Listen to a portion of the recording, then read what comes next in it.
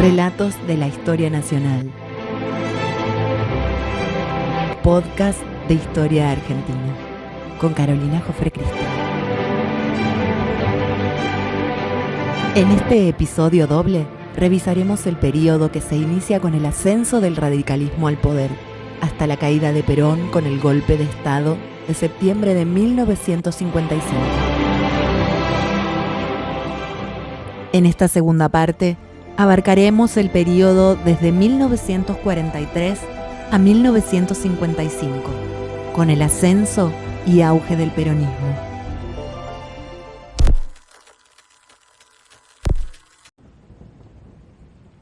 En 1943, un grupo de militares nacionalistas dio un golpe de Estado y derrocó al presidente Castillo. Dentro de este grupo se destacó el coronel Juan Domingo Perón, quien, desde la Secretaría de Trabajo y Previsión, llevó adelante una política tendiente a mejorar la legislación laboral y social, vacaciones pagas, jubilaciones, tribunales de trabajo.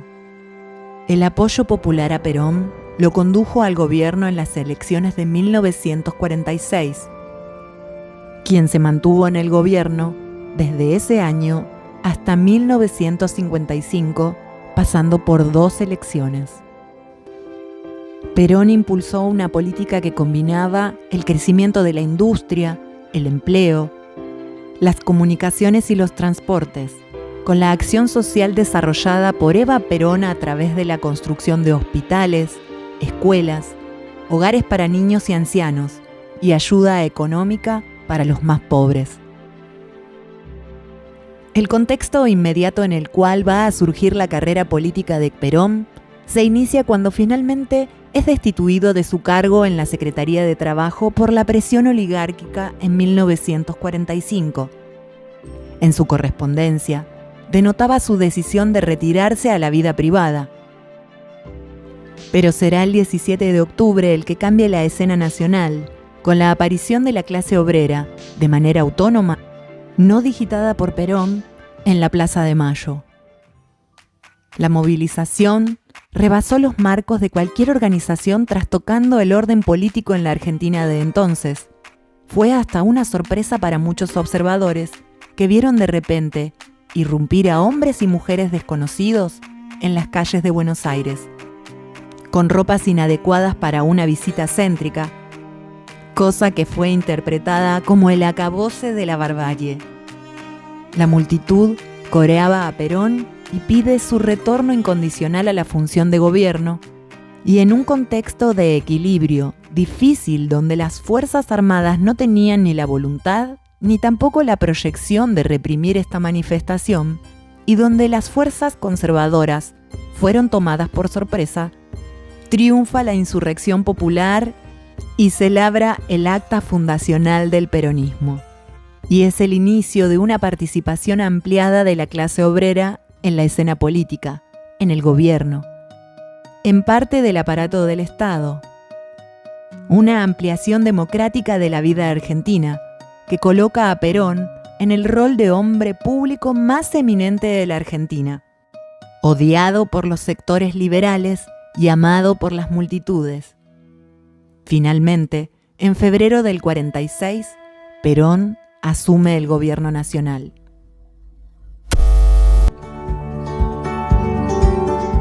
Una aliada en la candidatura de Perón fue la radio, que ingresando a las cocinas populares sorteó una valla cultural que era la prensa escrita.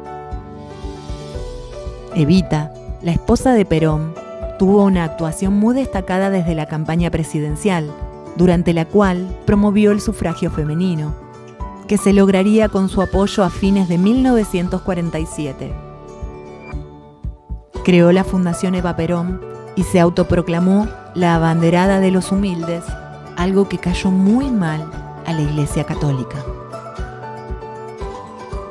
Por esos años, Argentina estaba dejando de ser un país agropecuario simplemente, para pasar a ser un país con una economía más diversificada. El Estado inicia una transformación en su naturaleza de oligárquica burguesa a nacional burguesa. Lo sustancial será el avance de la economía pública, a través del desarrollo de empresas públicas. Todos los servicios nacionalizados, desde los ferrocarriles hasta los teléfonos.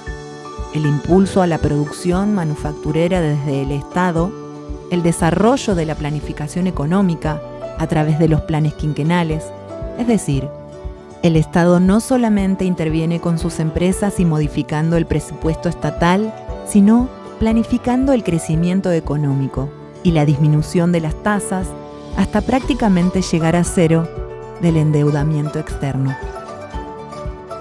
Una correlación de fuerzas favorables al movimiento obrero se instaura en esos años, evidenciando 3 puntos fundamentales. El pleno empleo, que permitía negociar ventajosamente el salario y las condiciones de trabajo. También la tasa alta de sindicalización, que crece exponencialmente con la gran concentración y mecanización industrial en todo el mundo. Y también comienza a concentrarse el sindicalismo, apareciendo los sindicatos únicos por rama industrial, UOM, UOCRA. La CGT ya existía en la Argentina desde 1930, pero para el 43 se encontraba escindida en 2 fracciones, la 1 y la 2. El papel oficial que es concedido a los sindicatos es la representación sectorial de los mismos y la incorporación de la masa al Estado, ejerciendo el control dentro de un marco de relativo consenso. El reconocimiento de los trabajadores los reviste de dignidad, la cual es vista como conquista y no como dádiva, como pretenden ciertos sectores oligárquicos y de la izquierda. Se difunde una noción de ciudadanía social por primera vez en la Argentina, derechos sociales de las personas que deben ser resguardados por el Estado, que se verán plasmados en la Constitución de 1949. Podemos hablar de la ruptura de la escena cultural y se comienza a dar una valorización positiva de los hábitos, las sensibilidades, la expresividad de las masas trabajadoras, algo que antes era negado. Todas esas expresiones de la cultura popular pasan a ser un elemento valioso de la cultura argentina, expresamente reivindicada por los organismos del Estado, el gobierno. En el primer peronismo aparecen ideas de integración de clases, pero sigue habiendo un sustrato de lucha, activismo, combatividad, de oposición a los valores oligárquicos, que contribuyó a la vitalidad del peronismo luego de su caída. Para las relaciones entre obrero y patrón, esta época también marcará fuertes transformaciones. La máxima expresión de ello será la sanción de la Ley 14.250 de Convenciones Colectivas de Trabajo de 1953, que inaugurará la homologación masiva de estos convenios por el Estado como requisito para su vigencia. La denominada justicia social se materializó en el salario mínimo, vital y móvil, el aguinaldo y las vacaciones pagas, el descanso semanal y los feriados obligatorios, la estabilidad y protección contra los despidos, la ley de accidentes de trabajo, el fuero laboral y muchas medidas más. A ello se le sumaron las grandes obras públicas, construcción de viviendas populares, escuelas, hospitales, colonias de vacaciones y hoteles sindicales. Perón pudo hacer todo esto porque la Argentina se encontraba en una coyuntura económica internacional excepcional. Era el país semicolonial más avanzado del mundo. Salía de la Segunda Guerra Mundial como acreedor de Gran Bretaña. A comienzos de la década del 50 comenzaron los problemas. La situación mundial había cambiado y las patronales ya no querían seguir sosteniendo los salarios y conquistas populares de los años anteriores.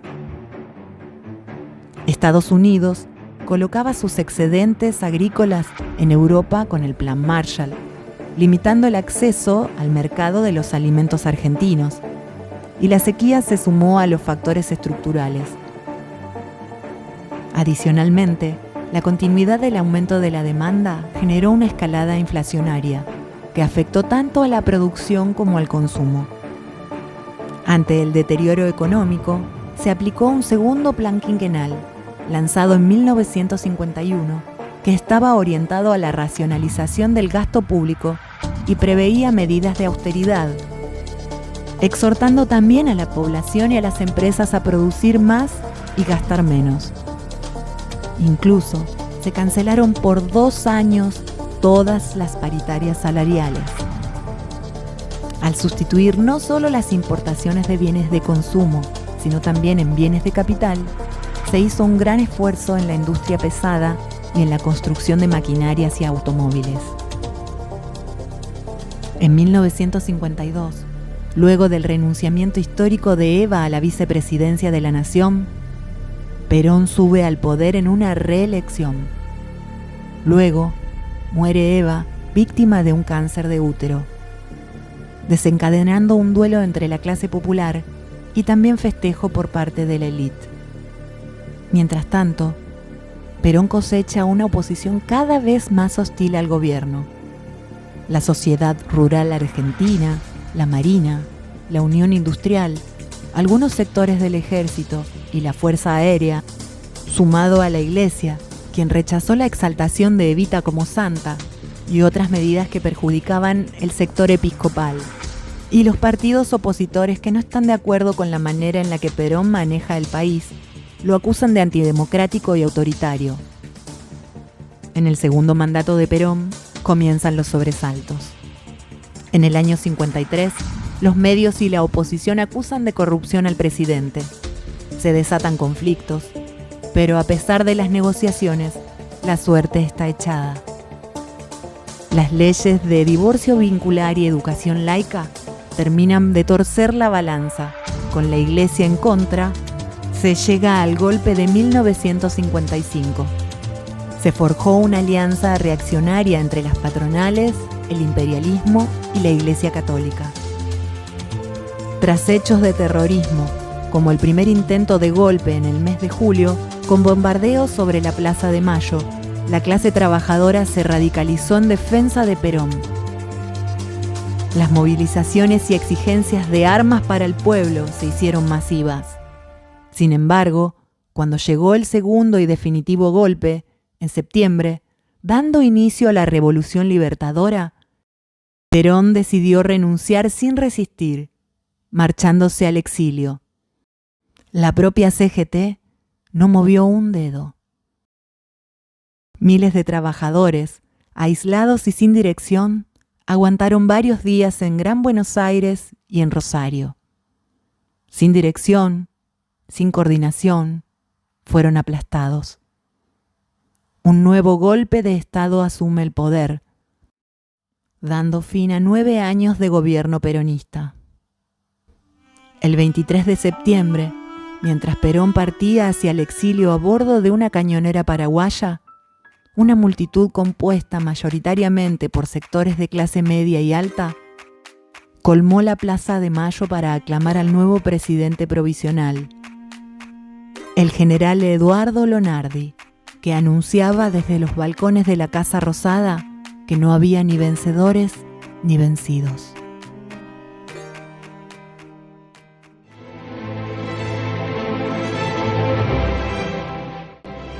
Y aquí llegamos al final de este episodio doble de la historia argentina. En la próxima emisión te contaremos la historia desde 1955 hasta 1976. Te esperamos la próxima con más relatos de la historia nacional.